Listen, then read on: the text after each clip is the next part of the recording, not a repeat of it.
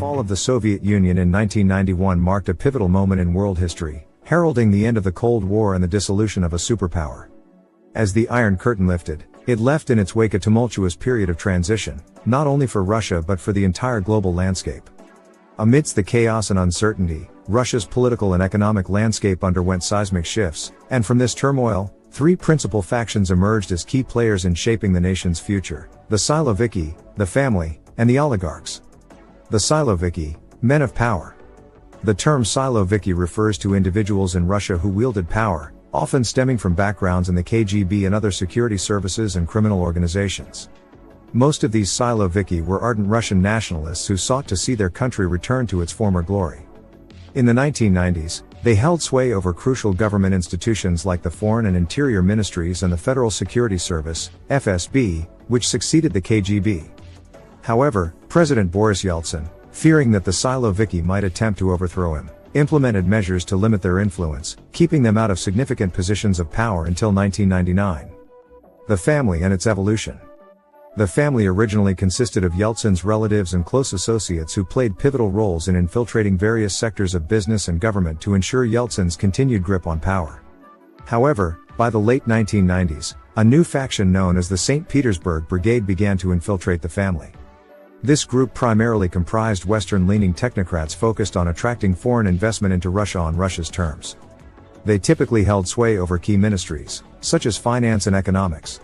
Notably, some members of the Silovicki were also part of the Family and played crucial roles in bringing Vladimir Putin, a native of St. Petersburg, into power.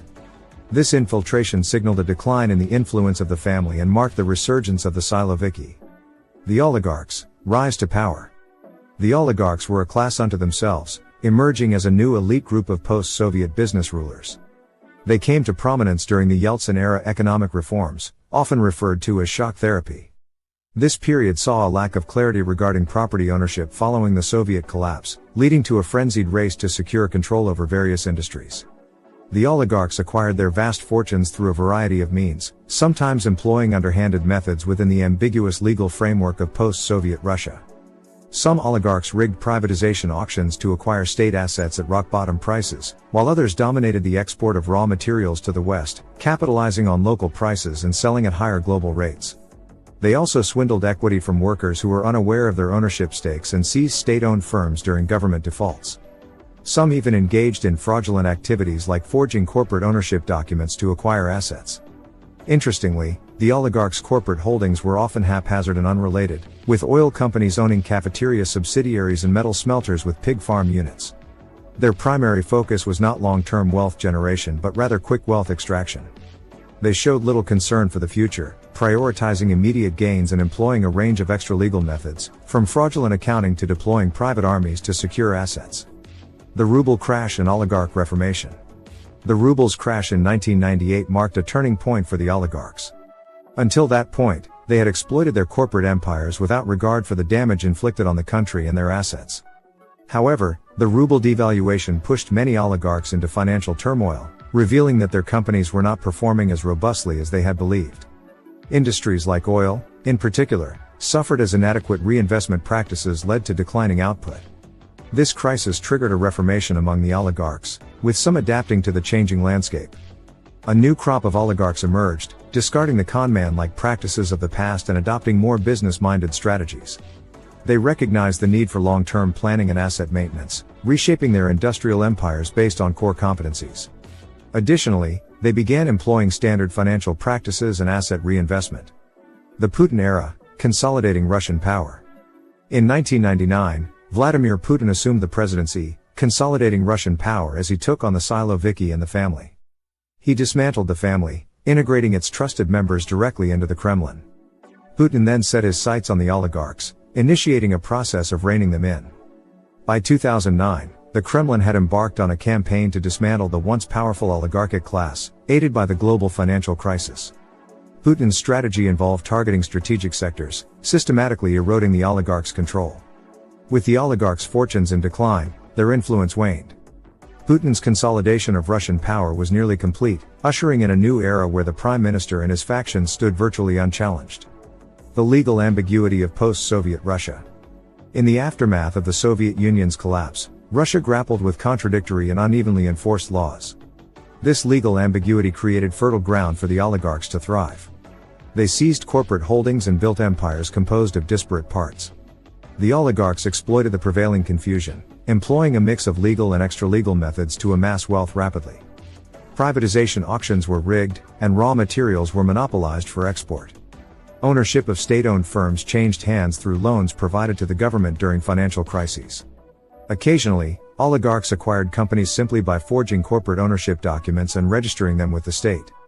The oligarchs' empires were characterized by a lack of coherence, with unrelated assets bundled together. Their primary aim was immediate wealth extraction, not long-term stability or development. Shifting mindset, oligarchs and the state. During this period, the oligarchs shared a common perspective on the state. They saw it as an increasingly irrelevant entity to be exploited rather than a threat. This perspective changed dramatically with the Ruble crash of 1998. As most Russians experienced economic hardship, the oligarchs faced their first collective crisis. They realized that their companies were performing poorly and that their approach of relentless exploitation was unsustainable. The oil industry exemplified these issues. Well-run oil companies require regular reinvestment to maintain production, manage reservoirs, and explore new fields. However, the oligarchs had neglected such practices in favor of maximizing short-term gains. After years of this approach, many oil fields deteriorated, and Russian oil production plummeted by over one-third. With the ruble crisis, many oligarchs found themselves struggling to break even. This pattern extended across various sectors, as oligarchs discovered that their empires were unsustainable without more financing. Some oligarchs sought to revise their image by portraying themselves as patriotic businessmen loyal to the Kremlin. They scaled back their extravagant lifestyles and maintained low profiles, with some even opting to be excluded from Forbes' list of global billionaires to avoid attracting undue attention. The global financial crisis and the oligarchs. The global financial crisis of 2008 further exacerbated the oligarchs' predicament. By that time, Russian businesses and banks were burdened with approximately $500 billion in outstanding debt, with $130 billion due in 2009. As the crisis unfolded, the Russian government faced a choice: support the indebted oligarchs and financial institutions or let them fail. The Kremlin adopted a multifaceted approach, assessing the financial positions of oligarchs and corporations while seeking agreements with offshore tax havens to obtain information on Russian funds held abroad. Russian security apparatuses were embedded within major Russian companies to scrutinize their financial health and ensure they supported Putin's objectives. Putin's offensive and oligarch responses. Putin's offensive efforts aim to achieve several objectives: assess the financial positions of oligarchs and their offshore assets, determine which companies to support or let fail, and identify those ripe for absorption or dismantlement. This strategy allowed Putin to exert greater control over strategic industries, mirroring the consolidation of the energy sector under Gazprom and Rosneft. As a result of these efforts, some oligarchs have managed to maintain their fortunes and even improve their positions by closely aligning themselves with Putin.